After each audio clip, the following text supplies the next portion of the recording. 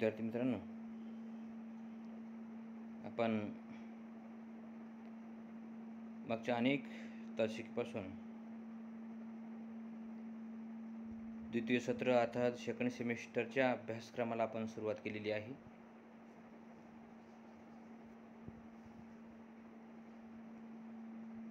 ही जी optional मराठीची अभ्यासपत्रिका आहे ही 3 क्रमांकाची अभ्यासपत्रिका आहे. या अभ्यासपत्रिकेतील पहिला पाठ आहे. या पहिल्या पाठाचं नाव आहे अंगुलीमालाची धम्मदीक्षा. हा चरित्रात्मक पाठ आहे.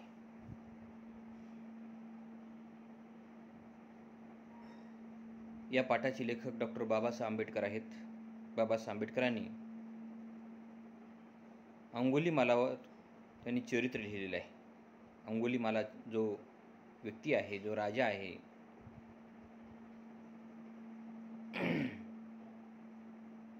अंगुलीमालाची धम्मदीक्षा या पाठाचे लेखक डॉक्टर बाबासाहेब आंबेडकर आहेत. डॉक्टर बाबासाहेब आंबेडकर फार मोठं व्यक्तिमत्व आहे. या व्यक्तिमत्वाला आपण सर्वच जण ओळखतो, सर्वच जण जाणतो. त्याचे पूर्ण डॉक्टर भीमराव रामजी आंबेडकर आहेत. डॉक्टर बाबासाहेब आंबेडकर विचारवंत म्हणून, समाजसुधारक म्हणून, शिक्षणतज्ज्ञ म्हणून, कायदेतज्ज्ञ म्हणून प्रत्येक स्पर्धा परीक्षेला डॉक्टर बाबासाहेब आंबेडकर हे असतातच. प्रत्येक स्पर्धा परीक्षेच्या अभ्यासक्रमामध्ये फुले शाहू आंबेडकर ही फिलॉसॉफी असतेच. या महापुरुषांना वगळून कोणतीही स्पर्धा परीक्षा घेतली जात नाही, कोणता अभ्यासक्रम तयार केला जात नाही. म्हणून यांचं महत्त्व किती आहे हे तुमच्या लक्षात आलं पाहिजे. डॉक्टर बाबासाहेब आंबेडकरांचा जन्म 1891 रोजी झालेला आहे. मृत्यू 1956 मध्ये झालेला आहे. डॉक्टर बाबासाहेब आंबेडकर भारतीय संविधानाचे शिल्पकार आहेत. त्यांनी आदर्श अशा संविधानाची, भारतीय संविधानाची त्यांनी निर्मिती केलेली. इंडियन कॉन्स्टिट्यूशन, त्यालाच आपण इंडियन कॉन्स्टिट्यूशन असं म्हणतो. इतर सर्व देशातल्या घटनेचा अभ्यास करून डॉक्टर बाबासाहेब आंबेडकरांनी अहोरात्र, दिवस आणि रात्र एक करून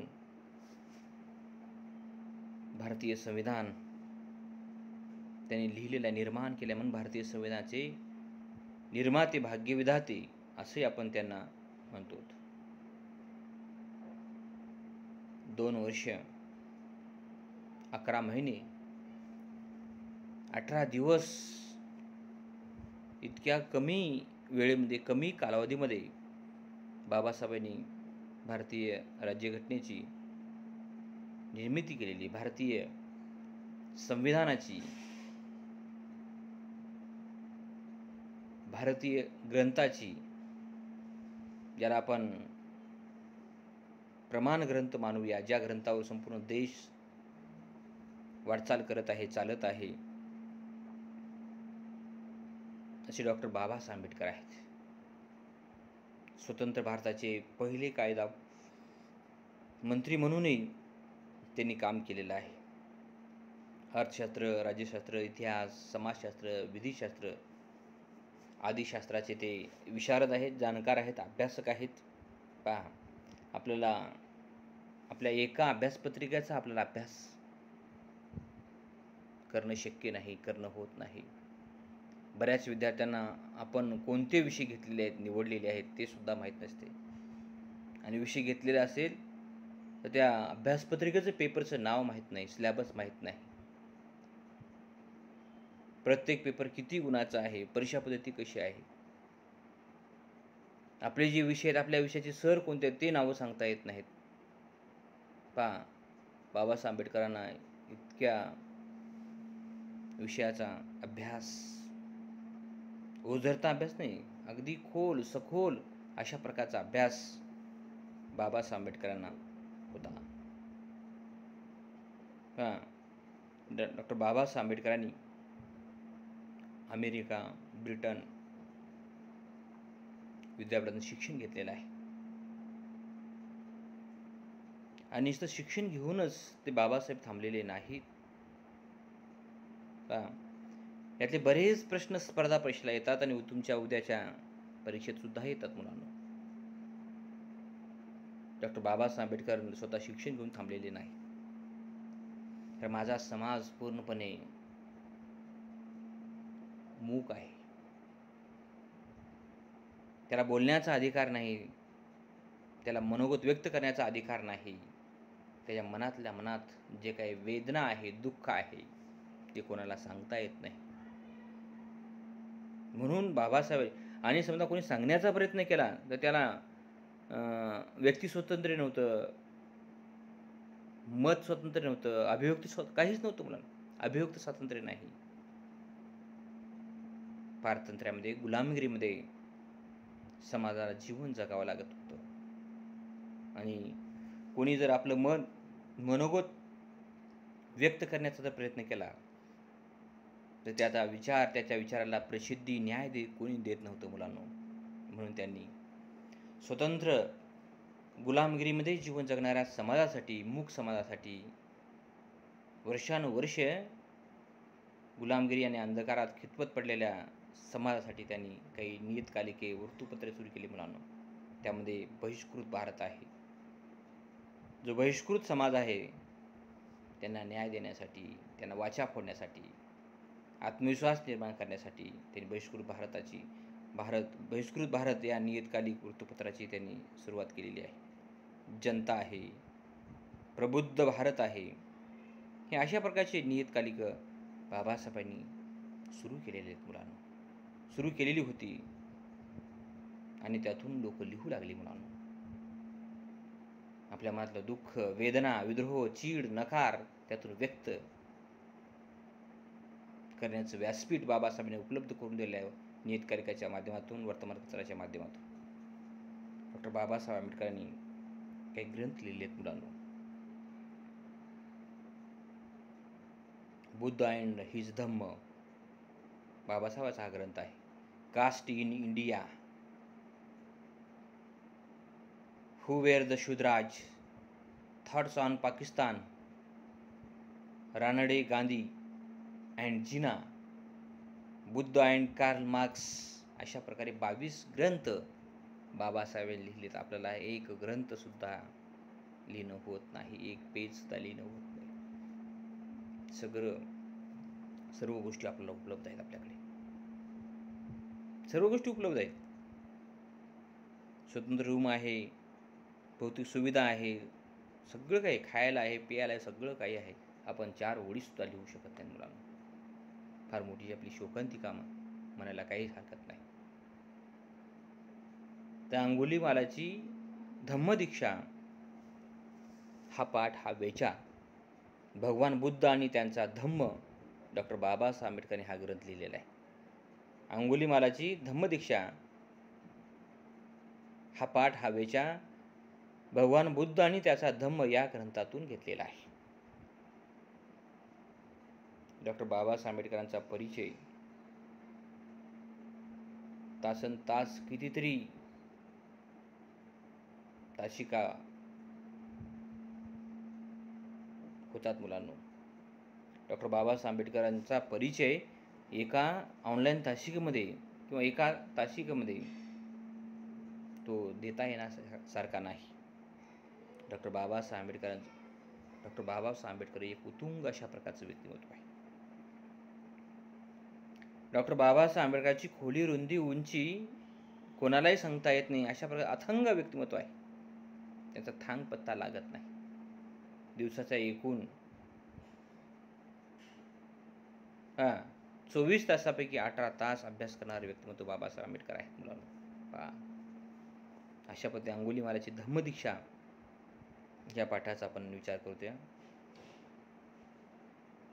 आता अंगुलीमालाची धम्मदीक्षा डॉक्टर बाबासाहेब आंबेडकरांनी सुद्धा बौद्ध धर्माची धम्मदीक्षा घेतलेली आहे. कारण धम्म आणि धम्माचा विचार खूप महत्त्वाचं आहे मुलांनो. आजच्या देशाला आजच्या देशाला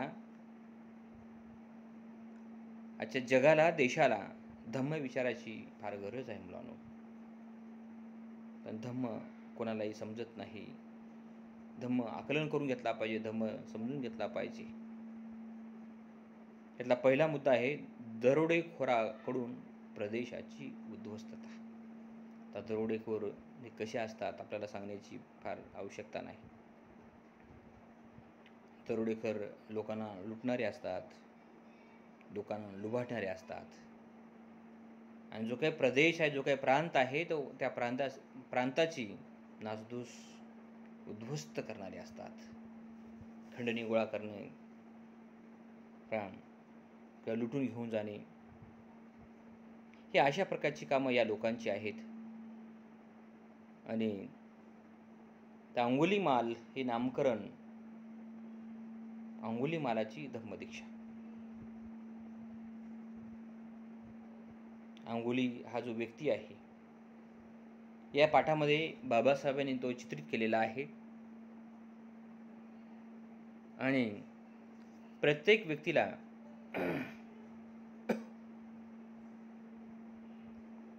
प्रत्येक गावामध्ये, प्रदेशामध्ये एक वेगळी ओळख असते.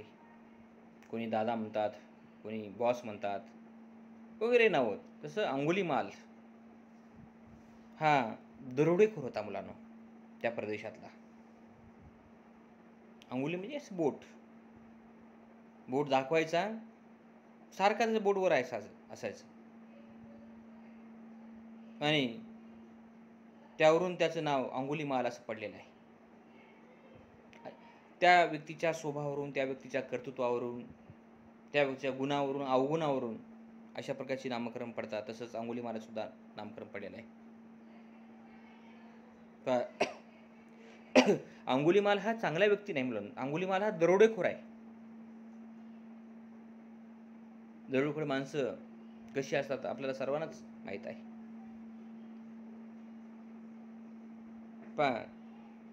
तिसरा मुद्दा आहे तथागताचा अंगुलीमाला सदाचारी बनण्याचा विचार. तथागत गौतम बुद्ध. अंगुलीमाल सर्वसामान्य लोकांना, सामान्य माणसांना प्रचंड त्रास देत होता. आणि त्या प्रदेशातली जनता, समाज, लोक भयभीत झालेले होते. आणि तथागतांच्या लक्षात आलं की अंगुलीमाल पूर्ण प्रदेशातील लोकांना सुखाने, आनंदाने जीवन जगू देत नाही. आणि त्यांनी ठरवलं की या व्यक्तीस सदाचारी बनविण्यासाठी तथागतांनी खूप प्रयत्न सुरू केले. हा जो प्रांत आहे, हा प्रांत पूर्ण डाकूचा प्रांत आहे, चोराचा प्रांत आहे, दरोडेखोरांचा प्रांत आहे, लुटारूचा प्रांत आहे. डाकूच्या राज्यात भगवंताचा प्रवास. आता भगवंताला समजलेलं आहे. तथागत भगवंत म्हणजे भगवान बुद्ध. आणि डाकूच्या राज्यात भगवंताचा प्रवास सुरू झालेला आहे. तर या अंगुलीमालाच्या दहशतीमुळे त्या प्रदेशामध्ये कोणी एक व्यक्ती सुद्धा बाहेर असं फिरकत नव्हता, हिंडत नव्हता, फिरत नव्हता. इतकी दहशत निर्माण झाली होती. त्याला मारणं, त्याला लुटणं, अशा प्रकारचं काम हा व्यक्ती करायचा. आणि म्हणून भगवंत मग फिरत होते प्रदेशामध्ये, जंगलामध्ये, रानामध्ये, वनामध्ये. हा जो डाकू आहे अंगुलीमाल, हा भगवंताला मारण्याचा प्रयत्न करतो. दरोडेखोरला काय, भगवंत काय, सामान्य माणूस काय, कोणत्याला फक्त लुटणं, लुबाडणं, धमकावणं हेच त्याचं काम आहे. आणि हा डाकू भगवंतास मारण्याचा प्रयत्न करतो. आणि डाकूचा काय प्रयत्न यशस्वी होत नाही. एके दिवशी डाकू भगवंताची प्रत्यक्ष दोघांची भेट होते. डाकूला वाटतं हा व्यक्ती सामान्य वाटत नाही, अलौकिक बुद्धिमत्तेचा वाटत आहे. हा व्यक्ती सामान्य नाही, असामान्य आहे. त्या डोक्यात विचार येतो. मग तथागत भगवान बुद्ध, गौतम बुद्ध, भगवान बुद्ध त्याचं ब्रेन वॉश करतात, त्याला समजावून सांगतात, बाबा रे आज तू असं करू नकोस. या प्रदेशातली जनता गरीब आहे, सामान्य आहे, कष्टकरी आहे आणि भगवंताच्या विचाराने डाकूचे शेवटी भिकूत रूपांतर झालेलं आहे. बा एवढा मोठा डाकू, दरोडेखोर, फक्त माणसं समजावून सांगणारी असली पाहिजेत. भगवंताच्या विचाराने डाकूचे भिकूत रूपांतर झालेलं आहे. आपण भिकू पाहतो, आपण आपल्यासोबतही सुद्धा भिकू आहेत. कारण धर्माचा विचार, प्रसार, प्रबोधन, समाज जागृती, जनजागरण करण्याचं काम ही माणसं भिकू करतात. शेवटी रूपांतर एवढ्या मोठ्या माणसाला त्यांनी भिकूमध्ये रूपांतर केलेलं आहे. आणि डाकूस ठार मारण्याचा राजाचा प्रयत्न. पण हा जो डाकू आहे खूप त्रास द्यायला गेलाय जनतेला, लोकांना. राजाने ठरवलंय डाकूचा तर आपण ठार मारलं पाहिजे. बस खूप त्रास द्यायला गेलेला आहे. सामान्य लोकांना, जनतेला हा जगू देत नाही. आणि शेवटी हा जो माणूस दुष्ट आहे, दुष्टावर सद्गुणांची छाया. कधी कधी आपण कोणाच्या सहवासात राहतो त्याच्यावर अवलंबून आहे. सुसंगती सदा घडो, सुजन वाक्ये कानी पडो. सुसंगती सदा घडो, सुजन वाक्ये कानी पडो. हा जो डाकू आहे, हा जो दरोडेखोर आहे, हा चांगल्या माणसाच्या सहवासामध्ये सहवास याला लाभलेलाच नाही. म्हणून दुष्टावर सद्गुणाची छाया झालेली आहे. हा जो डाकू दुष्ट आहे, या दुष्ट डाकूवर, दरोडेखोरावर तथागताची छाया पडलेली आहे, सहवास लाभलेला आहे, प्रेम मिळालेलं आहे. आणि राजाच्या मदतीला अंगुलीमालाने दिलेला नकार, राजाच्या मदतीचा अंगुलीमालाने दिलेला नकार. राजा म्हणला आम्ही तुला काही त्या प्रदेशात जो राजा आहे, राजा सुद्धा भयभीत झालेला होता. राजा तुला काही मदत हवी आहे का बाबा? तू शांत बस, लोकांना त्रास देऊ नकोस. गोरगरीब लोक इकडून तिकडं पोटाची खळगी भरण्यासाठी फिरतात, जनावर घेऊन, शेळ्या मेंढ्या घेऊन. जेव्हा राजा मदत करू इच्छितात तेव्हा अंगुलीमाल म्हणतो, नम्रपणे नकार देतो, तुमची मदत वरी मला काहीच नको. राजाला प्रश्न पडतो, एवढा मोठा अट्टल, दरोडेखोर, डाकू, गुंड, मदत मी द्यायला तयार आहे, तो घ्यायला तयार नाही, कसा काय बदल झाला एवढा याच्यामध्ये? हा प्रश्न राजाला सुद्धा पडतो. चांगली गोष्ट आहे, आनंदाची गोष्ट आहे. अंगुलीमालामध्ये खूप बदल झाला आहे, परिवर्तन झालेलं आहे, कोणी केलेलं आहे वगैरे वगैरे अशा प्रकारची चर्चा सुरू असते. आता हा जो डाकू आहे, डाकू संत पुरुष पदाला जाऊन पोहोचलेला आहे. म्हणून म्हणतात चांगल्याची सोबत असावी, चांगल्याच्या सोबत राहावं, चांगलं वाचन करावं, चांगलं श्रवण करावं, चांगल्याच्या बैठकीला बसावं. आता डाकू संत पुरुष पदाला जाऊन पोहोचलेले आहेत. सगळीकडे आनंद अशा प्रकारचं वातावरण तयार झालेलं आहे. बुद्धाच्या शरणाने पृथ्वी प्रकाशमान झालेली आहे. बघा, बुद्धाच्या विचाराने पृथ्वीवर हाहाकार माजलेला होता. डाकूच्या माध्यमातून पृथ्वीवर जे माणसं राहतात, मनुष्य प्राणी समूह समाज, तो अस्वस्थ झालेला होता. आता बुद्धाच्या विचाराने, बुद्धाच्या मूलमंत्राने पृथ्वी आता अतिशय दैदिप्यमान झालेली आहे. बुद्धाच्या शरणाने पृथ्वी प्रकाशमान झालेली. आता काही दिवस अंधार होता मुलांना, सगळं काही अंधार होता, आता उजेड निर्माण झालेला आहे. सर्वांनाच हिंडता येत होतं, फिरता येत होतं. लोकांना भीती होती, धाडस बाहेर निघायचं होत नव्हतं. अंधार, उजेड असून अंधार होता म्हणून आता अंधार नाही चालला, आता उजेड झालेला आहे. आणि शत्रूचा विनम्र व क्षमाशीलतेचा वापर. तो शत्रू आहे. विनम्र व क्षमाशीलतेनं तो जीवन जगत आहे. पहा, भगवंताच्या सहवासाने त्या डाकूचा, दरोडेखोराचाही उद्धार झालेला आहे, सर्वांचाच उद्धार झालेला आहे. म्हणून महापुरुषांचे, संतांचे विचार खूप महत्त्वाचे आहेत. आज तर महापुरुष आणि संतांच्या विचाराची प्रचंड मोठी गरज आहे. आपण महापुरुषांच्या विचाराचं आपण आत्मचिंतन आत्मसात करत नाही मुलांनो. डॉक्टर बाबासाहेब आंबेडकर असतील, महात्मा फुले असतील, श्री शाहू महाराज असतील मुलांनो, संत गाडगेबाबा असतील, राष्ट्रसंत तुकडोजी महाराज असतील, यांच्या विचाराची नितांत गरज आहे. संत तुकाराम महाराज असतील, नामदेव महाराज असतील, 18 प्रगट जातीतील सर्व संत या महापुरुषांच्या, संतांच्या विचाराची खरी गरज आहे मुलांनो. आपण महापुरुषांचे विचार पायदळी तुडत जात आहोत आणि नको त्या विचाराची आपण पायमल्ली करत आहोत. चांगल्या विचाराची पायमल्ली करत आहोत आणि नको ते विचार आपण स्वीकारत आहोत. म्हणून अशा प्रकारचं वातावरण पूर्ण बिघडलेलं आहे मुलांनो. आणि भगवंताच्या सहवासाने आता पूर्णपणे उद्धार झालेला आहे. आपण समारंभाकडे वळतात मुलांनो. सद्गुणी माणसाच्या सहवासात आल्यानंतर दुर्जन माणूसही सज्जन बनतो. हा विचार डॉक्टर बाबासाहेब आंबेडकरांनी या चरित्रातून माध्यम फार महत्त्वाचा मूलभूत विचार. मला वाटतं हा सैद्धांतिक विचार आहे मुलांनो, सैद्धांतिक विचार आहे. मूलभूत विचाराची मांडणी बाबासाहेब आंबेडकरांनी या अंगुलीमालाची धम्मदीक्षा या पाठातून दिलेली आहे. सद्गुणी माणसाच्या सहवासात आल्यानंतर दुर्जन माणूसही सज्जन बनतो. परंतु दुर्जन माणूस सद्गुणी माणसाच्या सहवासात आला पाहिजे, तेव्हाच त्यातून परिवर्तन होतं, त्यातून बदल होतो. आणि अशा प्रकारच्या विचारांची नितांत गरज आहे. धन्यवाद मुलांनो.